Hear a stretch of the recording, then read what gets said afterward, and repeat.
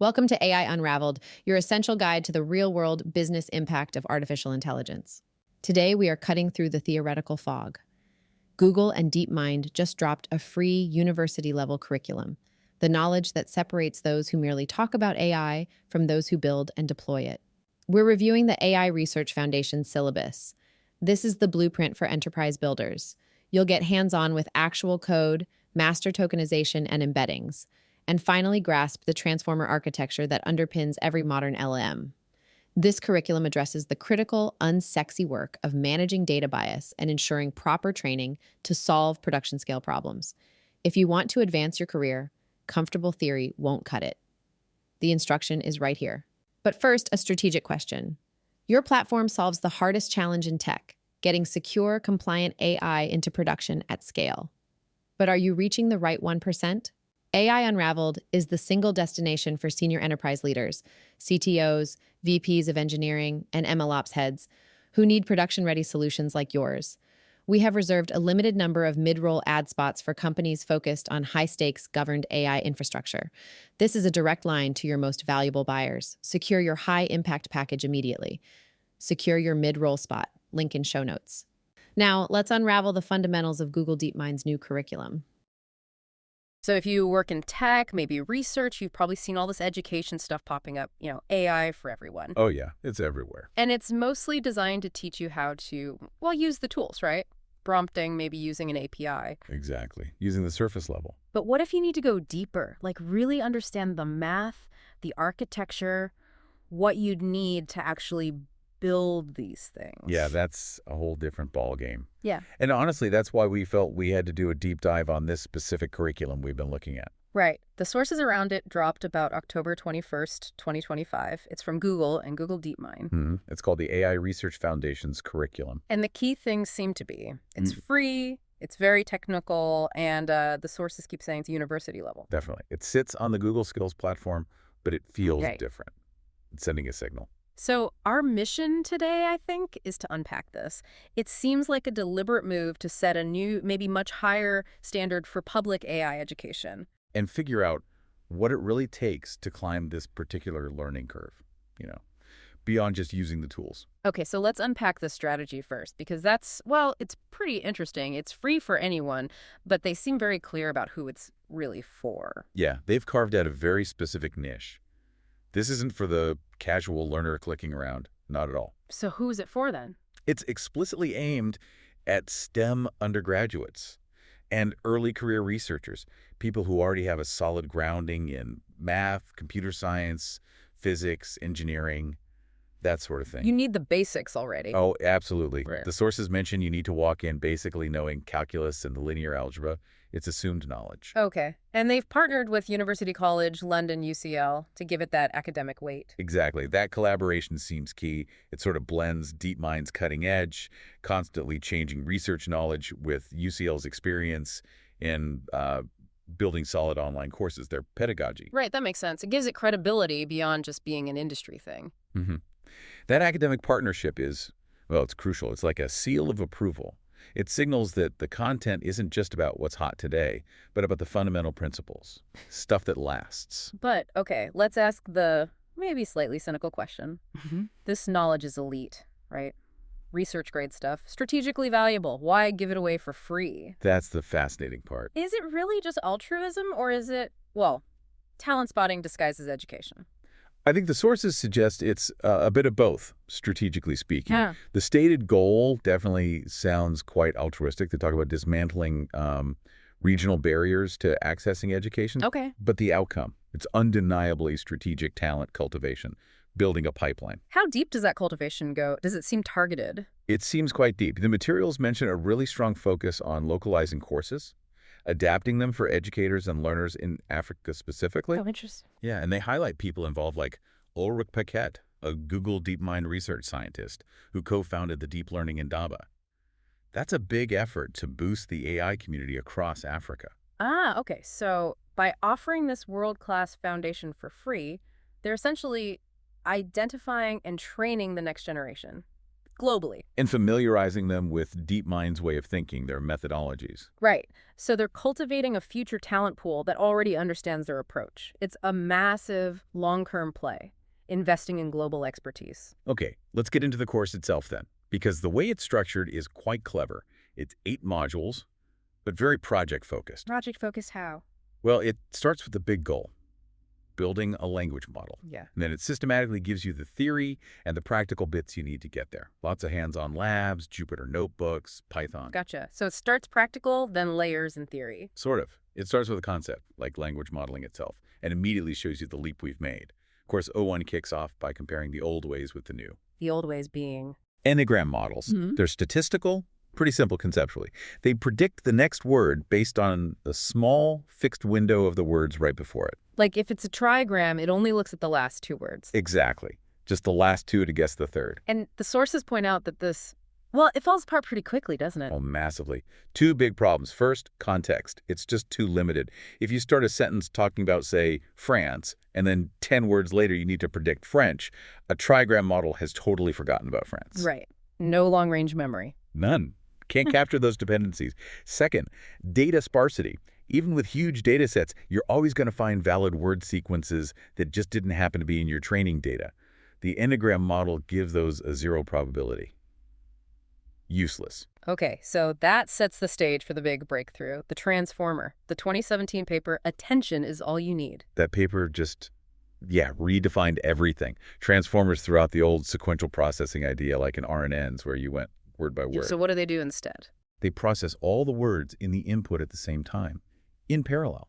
And that's what finally let models learn these really complex long-distance relationships between any 2 words, no matter how far apart they are. And the mechanism behind that is self-attention. That's the term you hear all the time. That's the heart of it, yeah. Okay, so for someone listening who maybe knows their math but isn't deep into deep learning yet, can you break down self-attention? That query, key, value analogy the sources mentioned? Sure. Think of it like a super dynamic library indexing system. For every single word, the model creates 3 vectors, a query, a key, and a value. Okay. Query, key, value. Right. The query Q is like the word asking, hey, who else in this sentence is relevant to me? Okay. The key is like the word's label saying, this is what I'm about, this is my topic. Got it. And the value V holds the word's actual meaning, its semantic content. The magic happens when the query of one word checks against the keys of all the other words. Precisely. That comparison, Q vs. K, generates a relevant score between every pair of words. How much attention should this word pay to that word? Okay. Then those scores get normalized, usually with a function called softmax, turning them into weights that add up to 1. Like percentages of importance. Kinda, yeah. And the final step is to create a new representation for our original word by taking a weighted sum of all the value vectors in the sentence, using those weights we just calculated. So the word's new meaning is blended from the meanings of the other words, based on how relevant they are. Exactly. It produces this deeply contextualized representation. The word now understands its place and meaning within the entire sentence, not just based on its immediate neighbors. That's the leap beyond the fixed window of n-grams. Okay. That attention mechanism is clearly powerful. But you need to feed it the right stuff, right? The data needs prepping. The curriculum covers the whole pipeline, starting with tokenization. Why is that more complicated than just, giving each word a number? Yeah, the sources really dig into this. Tokenization turns text into numbers the machine can read, but the key thing is it usually uses subwords. Subwords, like breaking words down. Exactly. So a word like tokenization might become 2 tokens, token, and maybe #notization. The #D indicates it's part of a word. Why do that? Why not just use whole words? It solves 2 big problems at once. First, rare words and different word forms, like plurals or verb endings. If you gave every unique word its own token, your vocabulary would explode. It becomes computationally massive. Right. Subwords let you represent a huge range of words with a much smaller set of building blocks. Second, it helps the model handle words it's never seen before. If it sees a new word but recognizes the subword parts, it can still figure out something about its meaning. Okay, that makes sense. Efficiency in handling novelty. So once the text is tokenized, you get into the actual learning loop, training and backpropagation. For a STEM student listening, they know calculus, optimization. How does that gradient concept work here? backpropagation is really the engine of learning. It's this constant cycle, 4 steps, trying to minimize the model's mistakes. Okay, step 1. Data goes in, through the network that's the forward pass, the model makes a prediction. Step 2. Check how wrong it was. Yep. The loss function calculates the error. How far off was the prediction? And step 3, the backward pass. This is the calculus part, right? This is where the math gets heavy. The algorithm calculates the gradient. That's the derivative of the loss function with respect to every single parameter, every weight in the entire network. Okay, so it figures out how much each tiny dial contributed to the final mistake. Essentially, yes. Yeah. Which direction does each weight need to move to reduce the error? It uses the chain rule from calculus to send this error signal backwards through all the layers. So the gradient gives the direction and magnitude for the fix? That's it. And step 4, the weight update, uses that gradient information, usually with an optimization algorithm like Atom, to just nudge all those billions of parameters slightly. To make the prediction better next time. Exactly. And then the whole cycle repeats. Yeah. Millions, billions of times, until the loss is low enough. The course really wants you to understand the math driving that whole optimization dance. Got it. So once you grasp the engine, the mechanics, the curriculum seems to take a sharp turn towards responsibility. Module 06, Align Your Model. It frames ethics and safety as technical skills. Yeah, not just an add-on. It's presented as a core competency. The goal is technical alignment, making sure the model's behavior is helpful, harmless, and honest. Why the urgency? Because the sources are clear. AI trained on unfiltered human data can easily pick up and even amplify our biases. Historical biases, societal inequalities, they get baked in, causing real harm. And the materials give concrete examples of this, right? Like the problems with AI and hiring. Exactly. Systems trained on past hiring data often just learn to repeat past discrimination. There were those reports about tools penalizing resumes with words like women's, or more recent findings about LLMs showing bias against certain demographics. Yeah, I remember that. And also the predictive policing examples. Right. Using historical crime data, which itself might be biased due to past policing practices, leads to these feedback loops. Over-policing certain areas based on the AI's biased predictions. That COMPAS algorithm is the famous one, isn't it? Used in U.S. courts. Yeah, it was found much more likely to wrongly flag black defendants as high risk for reoffending compared to white defendants. The point the curriculum makes is that these aren't just abstract ethical issues. They are technical failures in the model's design and training, failures that alignment aims to prevent. So putting it all together, where does this DeepMind course actually sit in the very crowded world of AI education? Good question. It feels like it's filling a specific gap, maybe a missing rung on the ladder. I think so. Let's look at the spectrum the sources implicitly lay out. Mm. On one end, you have those executive overview type courses, AI for everyone. Right. Low technical depth, all about strategy, answering the what can AI do for us question. Then maybe in the middle, you've got the practitioner's toolkits, things like fast.ai, often code first, very practical. Focused on the how do I build something now using these libraries question. Exactly. High practical depth. Now, this DeepMind Foundations course, it's different. It's theory first, architecture first. Very high technical depth, as the sources say. Yeah. It forces you to grapple with the underlying math, the core principles, the calculus. The goal isn't just to make you a good user of today's tools. It's to train the people who might invent tomorrow's tools. That seems to be the ambition.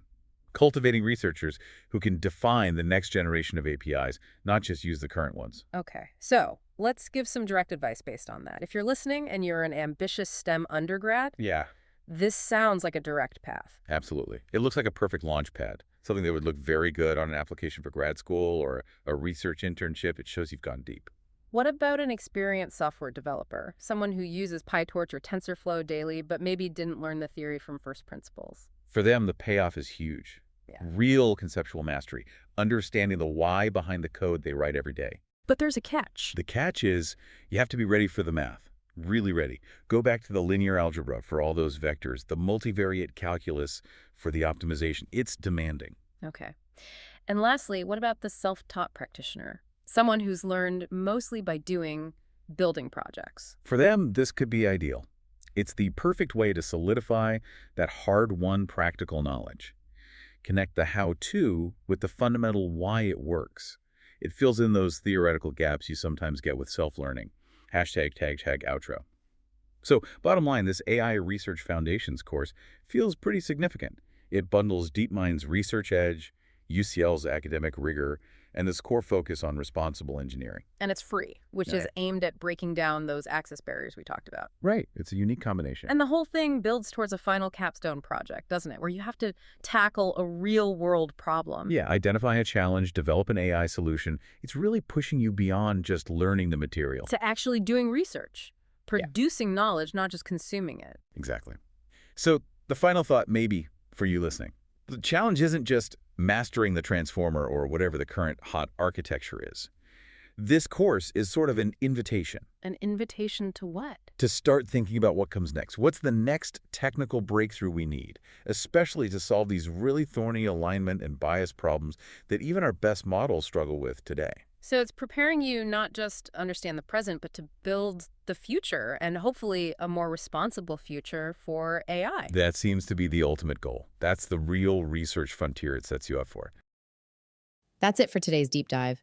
We hope you walked away with actionable insights for your enterprise strategy. Before you go, let me remind you of the unparalleled value of this platform. AI Unraveled delivers deep, uncompromised technical insight that keeps our audience, senior enterprise leaders, tuned in to the very last minute. That sustained attention is the best place for your ad. This is your opportunity for a direct line to your most valuable buyers, the CTOs, VPs of engineering, and MLOps heads who sign off on high-stakes infrastructure. Stop wasting budget on general marketing noise. Secure your high-impact premium ad campaign right here. Email us today to reserve your mid-roll package, info@djamgatech.com. Thank you for listening to AI Unraveled. We'll be back tomorrow with more.